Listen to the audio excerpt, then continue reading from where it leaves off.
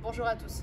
Pour vraiment kiffer l'école, il y a une chose qu'il faut que les adultes arrêtent de faire aussi, c'est de penser que les enfants qui viennent vous voir en récréation parce qu'ils ont un conflit entre eux, que ces enfants-là ont besoin d'un juge, qu'ils ont besoin d'entendre une sentence et que l'adulte désigne un coupable.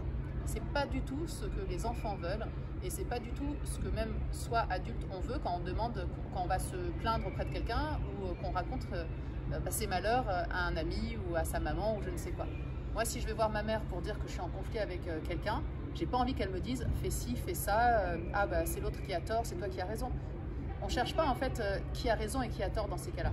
Si en récréation, deux enfants viennent me voir et que ça va pas du tout, qu'ils sont en crise, en colère, ce qu'ils veulent, c'est que chacun soit entendu. Donc moi, j'ai pas à dire t'as raison, t'as tort, dis pardon, va t'asseoir, t'es puni, c'est pas comme ça qu'on fait. Ça n'apportera rien ça rajoute un sentiment désagréable, tout le monde repart pas très satisfait, alors qu'en fait si je prends le temps d'écouter l'un, attends, l'autre veut parler en même temps évidemment parce qu'il a l'impression qu'il y a une injustice, je vais vous écouter tous les deux, chacun votre tour, commence, on t'écoute et ensuite ça sera ton tour, on les écoute, voilà, qu'est-ce qui s'est passé, d'accord, donc on parle des faits, il s'est passé ci, comment tu te sens, ah ok, t'as eu peur, t'as eu mal, ça t'énerve, on parle des sentiments et ensuite on reformule ce qui s'est passé et le sentiment de l'enfant. Et c'est au tour de l'autre de s'expliquer. Et si vous faites ça, si vous êtes là pour recevoir les informations et puis pour mettre des mots sur les sentiments des uns et des autres, vous allez voir que les choses se règlent d'elles-mêmes. C'est-à-dire qu'un enfant qui a entendu qu'un autre avait eu mal, mais qui ne se sent pas coupable parce qu'on n'est pas en train de lui dire ça va pas, c'est pas comme ça, t'aurais pas dû, fais attention quand tu fais du vélo si t'es pas capable. Voilà, si on commence à lui parler comme ça, cet enfant-là, il va être sur la défensive. En revanche, si on lui dit « Est-ce que tu as entendu quand le vélo l'a cogné, ça lui a fait mal ?» On n'accuse personne, on parle des faits. Le vélo l'a cogné, elle a eu mal.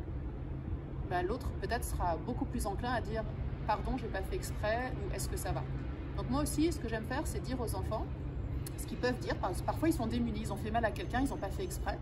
Ils ne savent pas quoi faire. Et dans ces cas-là, je leur dis « Tu sais, moi, quand j'ai mal, quand quelqu'un me fait mal, j'aime bien qu'on me demande « Est-ce que ça va ?» qu'on m'aide à me relever. Et voilà.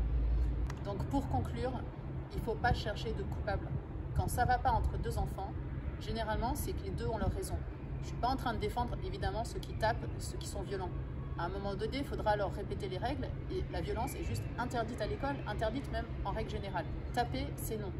Être calme, être sympa, être dans la douceur, c'est ok pour tout le monde. Et en particulier pour les garçons. Parce que souvent, les pauvres, ils ont l'impression que pour être validés par leur père, il faut qu'ils soient forts, costauds et qu'ils se bagarrent. Accorder à un garçon le droit d'être doux et empathique et d'aller utiliser sa force pour aider quelqu'un à se relever, par exemple, vous allez voir, c'est génial. Donc il faut absolument encourager les enfants à être dans l'écoute et puis surtout à parler de leurs émotions. Et les enfants qui tapent, qui se fâchent, ont souvent des émotions très fortes. Donc, à nous aussi de les aider à parler de leurs émotions.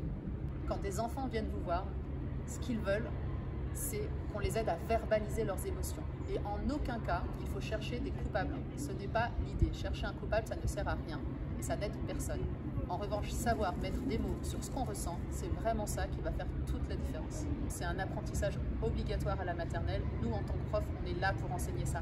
Alors, ça paraît moins fondamental pour certains peut-être que les maths et le français, et pourtant c'est la clé de tout, c'est la base, parce que si on est bien dans son corps, si on est bien avec les autres, on apprendra tout et n'importe quoi, il n'y aura plus d'obstacles dans la vie.